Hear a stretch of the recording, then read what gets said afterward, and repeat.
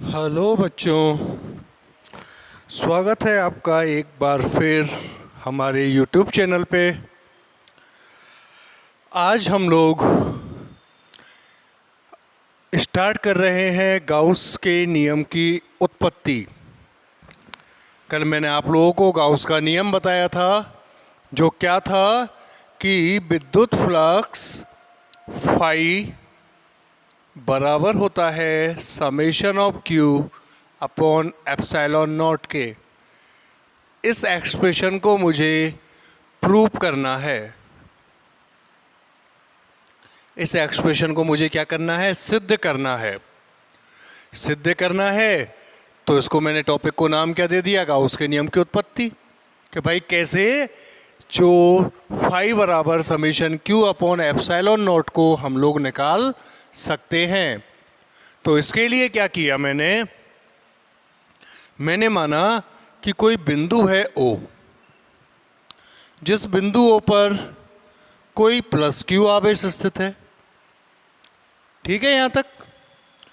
और इस बिंदु O से स्मॉल r दूरी पर कोई बिंदु है, माना मैंने कोई बिंदु P, कोई बिंदु है P। और इस O के कारण इस बिंदु P पर विद्युत क्षेत्र का मान क्या होगा? आप लोग कहोगे सर विद्युत क्षेत्र निकाल रहे हो तो पहले तो बिंदु P पर एकांक धनावेश की कल्पना करो। बिंदु P पर आवेश कितना दे दो? +1 दे दो, तभी तो निकलेगा विद्युत क्षेत्र। तब बिंदु P पर विद्युत क्षेत्र क्या हो जाएगा? आप लोग कहोगे सर E बराबर हो जाएगा क्या? K into plus Q into +1 upon बीच की जो दूरी है उसका स्क्वायर, यानी क्या हो जाएगा? KQ upon R²। समीकरण नंबर 1 हो जाएगा या नहीं होगा? अब इस प्लस क्यू आवेश के कारण इस बिंदु P पर जो विद्युत क्षेत्र है उसकी दिशा किधर की ओर होगी? आप लोग कह दोगे सर उसकी दिशा आवेश को उस बिंदु से मिलाने वाली रेखा की दिशा में बाहर की ओर होगी। बाहर की ओर। अब यहां से उत्पत्ति करनी है किसकी? गाउस के नियम की। तो गाउस के नियम का जो कल कथन बोला था, उस कथन में मैंने एक शब्द बोला था जिसके ऊपर जोर भी दिया था। क्या शब्द था? काल्पनिक बंद पृष्ठ। बोला था नहीं बोला था?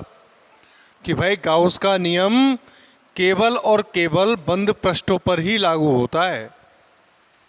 जहां पृष्ठ बंद होगा वहां पे गाउस का नियम लागू हो जाएगा। तो ये पृष्ठ तो अभी खुला हुआ है, तो मैंने क्या माना? बिंदु O को केंद्र मानकर स्मॉल r त्रिज्या के एक गोलाकार गाउसियन पृष्ठ की कल्पना कर ली। क्या माना? O को केंद्र मानकर स्मॉल r त्रिज्या के एक गोलाकार गाउसियन पृष्ठ की क्या कर ली? कल्पना। अब गोलाकार गाउसियन पृष्ठ की कल्पना की है तो फिर पूरे पृष्ठ इसमें क्या लग जाएगा? पृष्ठ आवेश घनत्व लगेगा। और पृष्ठ आवेश घनत्व जब लगता है तो पूरे पृष्ठ का एक साथ तो निकाल नहीं सकता, तो इसका एक छोटा सा भाग ले लिया मैंने। क्या?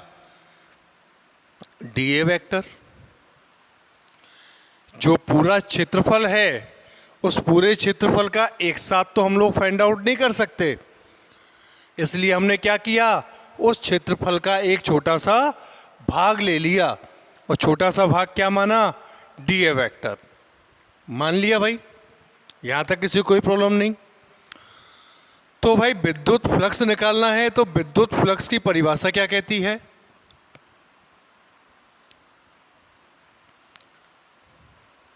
विद्युत फ्लक्स की परिभाषा क्या कहती है? विद्युत फ्लक्स की परिभाषा कहती है कि अल्पांश क्षेत्रफल से, अल्पांश क्षेत्रफल क्या? dA वेक्टर से गुजरने वाला फ्लक्स अल्प होगा डी फाई, बराबर होता है vector E dot D A vector के।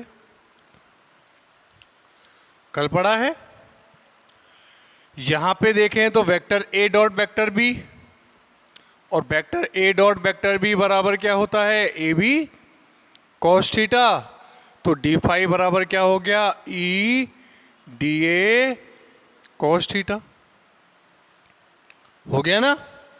अब देखो भाई, क्षेत्रफल इसी दिशा में है और विद्युत क्षेत्र भी इसी दिशा में है।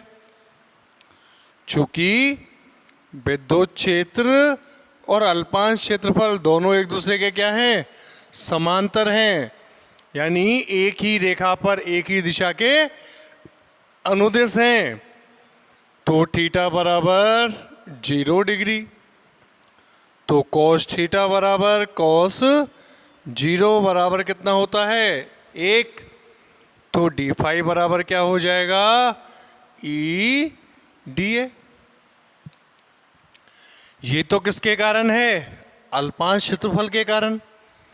पूरे के कारण निकालना हो तो संपूर्ण पृष्ठ से संबंधित विद्युत फ्लक्स क्या हो जाएगा, संपूर्ण आ गया शब्द, और संपूर्ण का मतलब क्या होता है, इंटीग्रेशन ई डी ए। ई क्या है, विद्युत क्षेत्र। इस प्लस क्यू आवेश के कारण प्रत्येक डायरेक्शन में, यानी इस पृष्ठ पर विद्युत क्षेत्र का मान एक समान होगा। हर एक की रेडियस स्मॉल आर ई है, प्रत्येक बिंदु की। बिंदु पी कहीं पे भी हो सकता है इस पूरे पृष्ठ पे। तो चूंकि संपूर्ण पृष्ठ पर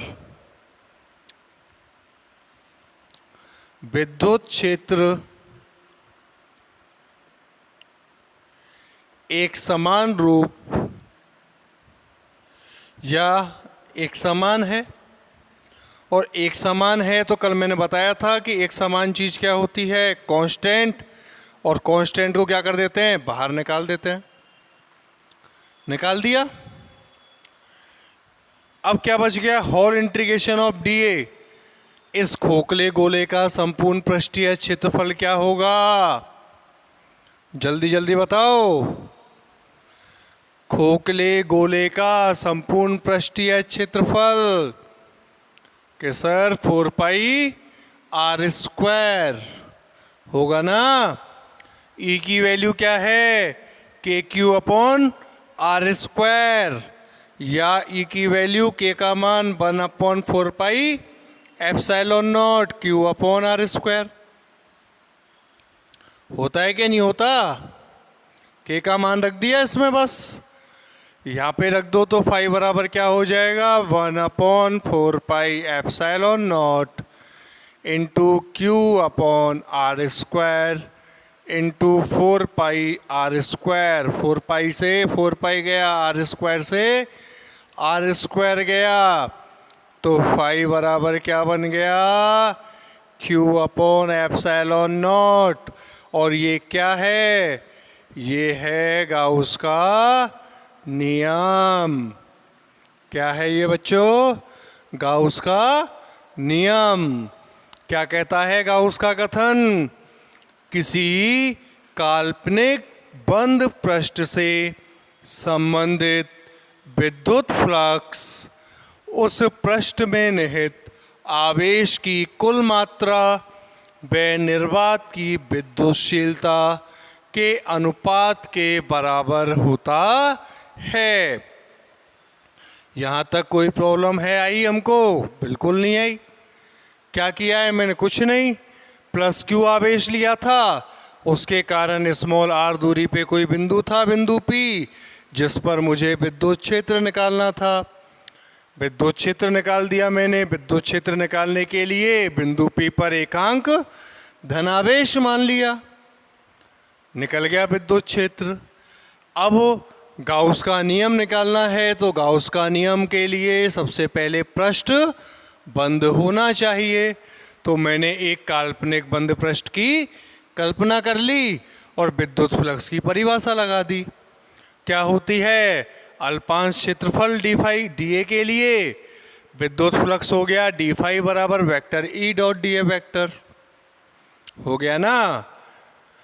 vector A dot vector V का फॉर्मूला खोल दिया, दोनों की डायरेक्शन देखी तो ई और डी ए परस्पर समांतर हैं, तो थीटा 0 हो गया और कॉस 0 का मान 1 हो गया। तो डी फाई बराबर क्या हो गया? E D A. D phi तो है अल्पांश क्षेत्रफल के कारण, निकालना किसके कारण है? पूरे के कारण। तो पूरे के लिए क्या कर दो? इंटीग्रेशन कर दो। कर दिया? इंटीग्रेशन कर दिया तो whole integration of D A की वैल्यू क्या होती है? 4 पाई आर स्क्वायर। खोखले गोले के लिए ई का मान रखा यहाँ से उठा के और सॉल्व कर दिया, आंसर आ गया।